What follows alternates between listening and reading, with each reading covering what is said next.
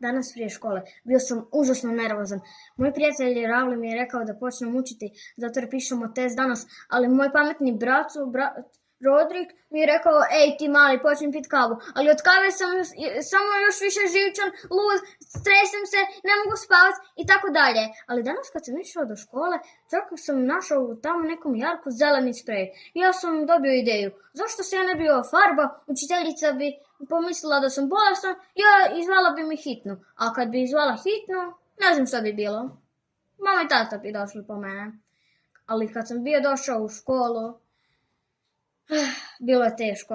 Svi su od mene vikali, makni se, ne želimo koronu, ali ja sam bio tu jedini koji je bio normalan, ali ja sam mislila da sam bio normalan, ali nisam. Učiteljica mi je pozvala hitnu, a na hitnoj 100 puta su mi vadili krv. Bio sam palačinka sa nutelom, izravali su me, vadili su mi krv 100 puta, ali na kraju moj prijatelj Ravli mi je poslao poruku, na kraju danas ne pišemo test. Učiteljica je bolesna i test je odgođen, pišemo ga idući tjedan.